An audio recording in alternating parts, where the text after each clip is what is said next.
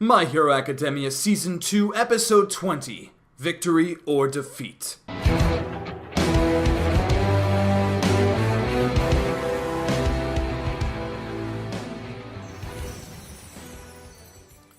What is going on, party people? Shinso here, back at it once again with another My Hero Academia review. Today we're talking about Episode 20, and I gotta say, I think this might be one of my favorite episodes yet. I'm not really into, ranking episodes. I don't really care about that. It was a really good episode. Let's just leave it at that. It was a really good episode. It was the most shonen I think I've seen of this show so far. I mean, just watching this fight between Shinso and Deku was just so reminiscent of, the good old days of shonen. I'm talking Yu Yu Hakusho, Hunter x Hunter, Naruto, Dragon Ball. It just felt so classic as I was watching it.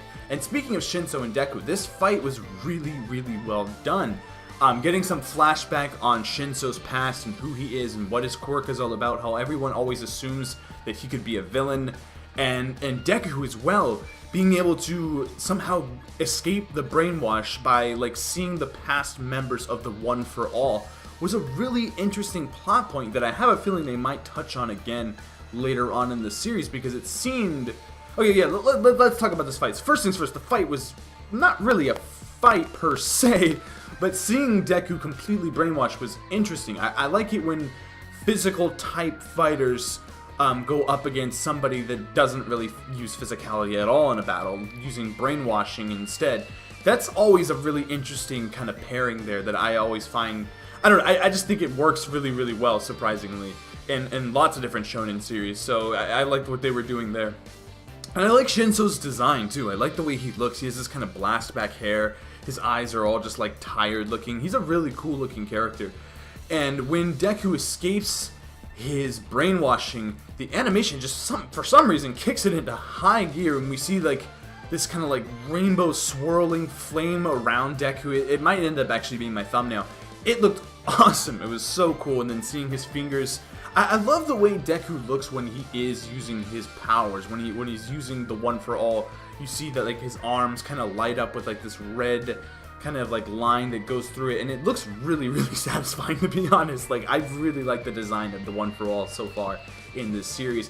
Deku escapes. I'm guessing he just kind of breaks his fingers, and that's how he escapes the brainwashing. And then he comes charging in, knowing of Ojiro's warning when Ojiro was saying "Oh, dude, you can't talk to him. If you reply to whatever he says, he's got you in his web." So he just shuts his mouth, runs forward, and tries to push him off the stage. But Shinso fights back, and that's what I really like. He's not just "Oh well, I guess I lose this one." He fought back using physicality, and I really, really like that. He actually kind of hurt Deku quite a bit. He busted up his nose, and he was really fighting back. But then Deku goes in for the takedown move, which was just so awesome. I absolutely love this judo style move where he just flips you completely over and slams you on your back. And we see Bakugo watching from the crowd, and he's like, "Oh damn!"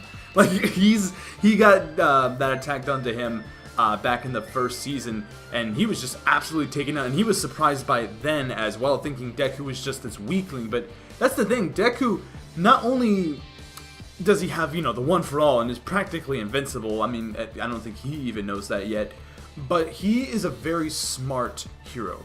Back in the day, in his middle school days, he studied. He has all of these notebooks. He knows how to take down certain heroes without even using a quirk. That is what Deku is, and I really like that. And everyone always underestimates him. Deku could have won that fight without even using his quirk easily if he didn't just fall for the brainwashing. So I really, really like that, and I think we're actually going to see more fights where Deku doesn't necessarily have to use his quirk. Okay, let's jump into this flashback, or not really flashback, but this weird vision that Deku has. Now, I don't know if I have a theory on this, but it sounds interesting because he is seeing past members that had the One for All, the people that the One for All was passed down to throughout the ages, and it got me thinking. How old is the One for All? Was this thing passed down through centuries? I mean, I don't know. I mean, it seems like there was at least 6 or 7 people there at that doorway looking into Deku. And I mean, that's a generational thing, I'm guessing. I'm guessing it gets passed down to generation to younger folk. So this must be a really old thing going on. This must be like something that's been going on for, again, as I mentioned, generations. And even when he told All Might, he was caught by surprise. He was like, oh damn, like, you've seen this too. Like, it seems that you're further along than I thought you were. I know there's got to be something behind that for sure. I don't think that they just showed that for no reason. There's definitely something behind that, and I think we're going to get some more details on the past members of the One for All later on in the season. And then I believe, I can't remember, I think it might have been episode 1 of season 2, we saw that All Might was writing a letter to this old man, and I believe that was the person that passed the One for All down to All Might. That's what I believe. And I think he's just kind of like checking in, like he's still friends with them or something. That's really interesting. I wonder if we're going to get more details on that. Aside from the UA Sports Festival, I'm not sure where else this season is going, unless this is like, I mean, it's starting to kind of wrap up. It looks like next episode we're going to get like a big montage kind of fighting episode, and we're going to get serious the next episode. We're going to see Todoroki and Deku clash, which is going to be amazing. I might actually record my reactions to that. But yeah, I don't really know where the season is going aside from the UA Sports Festival. I don't think the entire series of the UA Sports Festival. I think just the first 12 episodes are going to be, or maybe even, but this was episode 7, 8, 9, 10, 11, maybe even like maybe 3. I think there's only going to be like 3 or 4 more episodes that are of the UA Sports Festival, I feel like. So we're definitely going to be jumping into something else, unless something crazy happens and I'm completely caught off guard. I'm not quite sure. Anyway, let's just finish up this episode. So we have Todoroki. Him and his father really aren't getting along. He does not want to use his father's side of his powers. He does not want to use his flame ability. We haven't really seen any of it aside from him melting ice and pushing aside, or Deku pushing aside his hand. He is not going to use those powers, and we see that he is angry at his father when he's fighting Hanta, I believe is his name, or Manta or something like that, and he just goes complete OP and just blasts him away with this ice attack.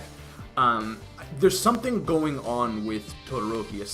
I know he's angry at his father, but I feel like there's another layer to it that we're not quite getting just yet, which I'm really excited to find out what it is. But I'm guessing not next episode, but the week after that, I'm guessing we're going to get the big fight between Deku and Todoroki. I mean, it's been a while since I've seen Deku have an actual fight, like physical fight where like it's one-on-one and you can see, I don't know who wins that fight. I really don't. I can easily see Deku winning, and I can easily see Todoroki winning. So I am extremely excited for that fight between those two. It's been something I've been looking forward to since the end of the first season. So I'm hyped. I'm hyped for that fight for sure. All in all, this was a really good episode. Oh, the music as well. I think I was hearing some new tracks in this episode, some new OST tracks, which were really enjoyable. There was like a soft piano theme that was playing when he was in Recovery Girl's like nursing room or whatever, and I thought that was a really interesting choice of music there. Really well done. And yeah, the animation was fantastic in this episode. Lots of color, good character design. I like the casting as well. I mean, the voices are fantastic. This was just a really good episode. I'm going to give it a solid 8.5 out of 10. Again, one of my favorite episodes so far in this season. Really enjoying My Hero Academia Season 2. I'm super excited for the next episode because we're going to get some details on what's going on with the other fighters. And yeah, comment down below. Let me know what you think of this episode of My Hero Academia. Let me know what you think of Todoroki. What is going on in his head? And also, Deku. What is he seeing? Are those the past members of the One for All? Or is it just like all in his head and he's just thinking about it? Comment down below and let me know what you guys think. And also, please be sure to hit that like button and subscribe for more My Hero Academia Season 2 reviews, Attack on Titan reviews, E3 coverage, and everything in between. And yeah, I think that's pretty much it. Again, thank you very much for watching. And until next time, I will see you guys later. Bye-bye.